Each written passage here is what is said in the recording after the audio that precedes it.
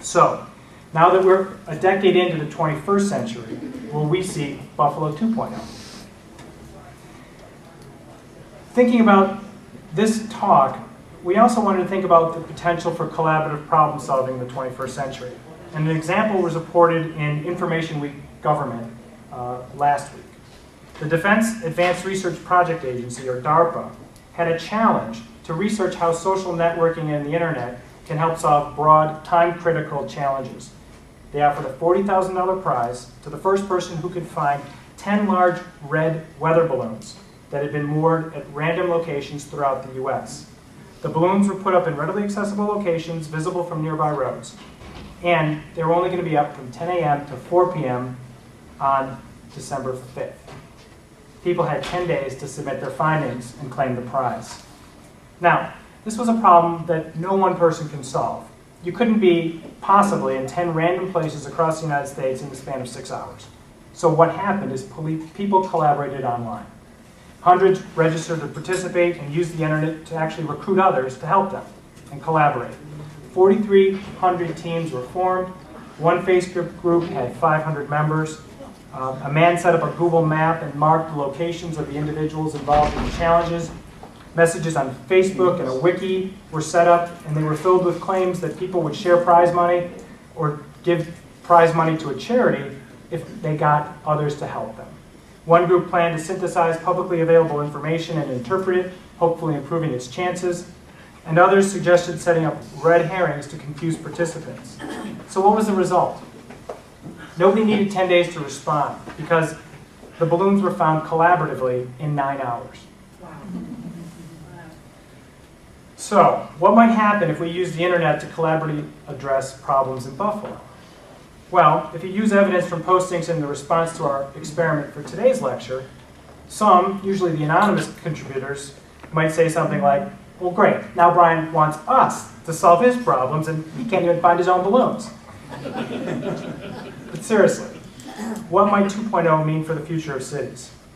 Let's think about what I consider 3 urban competitive advantages: proximity, density, and diversities.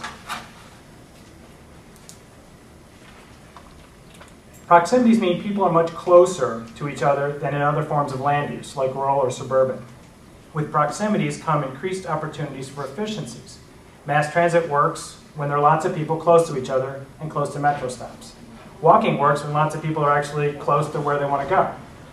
One of the contributors to the experiment talked about needing ways to connect different transportation priorities and options so that they're not divergent.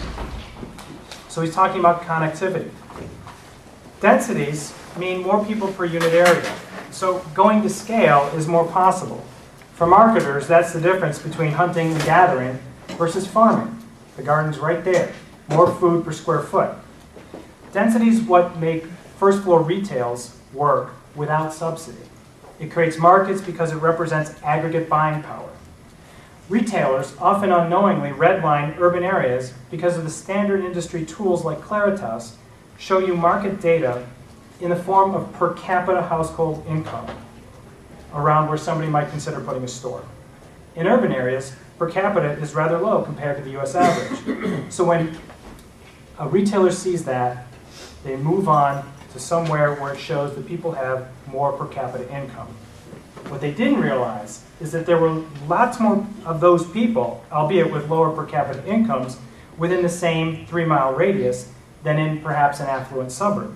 Say 20 people making $40,000 versus a household of 4 people with a 2-acre lot on some recently developed farm field with an executive making $350,000. You got $800,000 of buying power in the urban setting and $350,000 in that same area in a suburban setting. So that in the aggregate, there's more total buying power, more total disposable income across many lower income people than in the same area of the less densely populated area, even though it has higher per capita income. Densities are what make money for retailers. It's the automobiles that, of course, can skew that. But for how long will people be able to drive 20 miles to a store? For cities in the 21st century, those who provide transportation options, and of course the best transportation option is living close by, will be the most competitive and will help people make the most money. Finally, diversities. Diversities plural, not just skin color or ethnicity, but all kinds of diversities: social, economic, education, sexual orientation, type of work, languages spoken, personal experience, personality type, etc. Cities are places where lots of diversities exist. In plant and animal populations, diversity in a gene pool leads to resiliency. Darwin's finches had more chances to survive unforeseen adverse conditions because there was diversity in their makeup.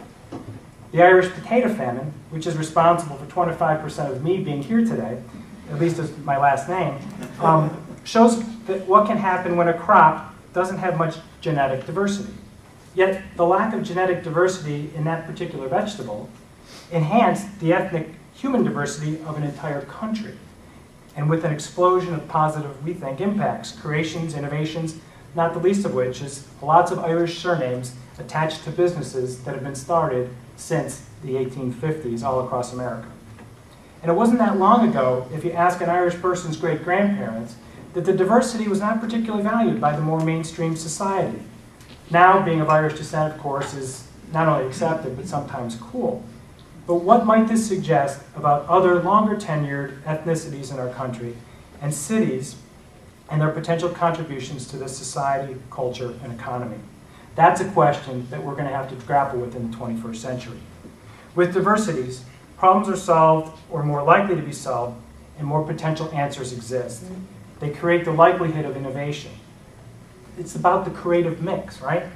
This is what urban centers have provided for millennia: gathering and interaction places for diversities. Innovation rarely happens in the wilderness.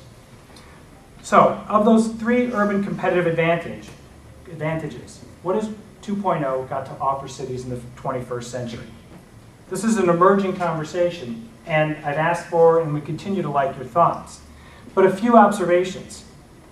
Information has the potential to go global. I got the idea of doing a 2.0 lecture from a friend on Facebook in Europe. 2.0, of course, is good for research and learning. Think about where you get your information. Anybody under 40 has lived with the internet their entire life. 2.0 is also good for buying behavior. Well, the future of stores are in flux, and if you're familiar with places like New World Records on Elmwood, it wasn't probably good for their future. But, you know, buying preferences change, and distribution channels change. We don't have any haberdasheries either anymore. But what we do have is great old spaces that continue to get new uses. That's another aspect of cities that we need to think about. And of course, Spot Coffee is expanding into where New World Record was. New uses for old spaces. This happens as a matter of course in cities. The implication for cities in the 21st century who have legacy building stock like Buffalo, largely from the 19th and 20th century, is what urban theorist Jane Jacobs talked about to us. Find ways to keep a variety of different types of buildings, sizes, shapes, costs of spaces, a variety of habitats, if you will, for businesses and new ideas to populate. Diversities breed resiliency in economies. If you doubt this, consider what happens to a suburban big box retail store when buying patterns change. Across the nation, an overabundance of single-purpose, widely dispersed, auto-dependent, unremarkable, if not unappealing, cookie-cutter spaces that make up what one designer called the United States of Generica. When single-purpose uses leave, new ones are tough to find. This is what Amherst is facing right now. And so one of the ironies is appealing to the adaptive reuse policy, which many of you will think about most cities use for old buildings, is now applying to first and second ring suburbs. Place has a place in cities in the 21st century. And one of our challenges in Buffalo is understanding how to keep economically viable uses in them so that their maintenance does not degrade and the structures slide into that slow financial death spiral called demolition by neglect. There's no government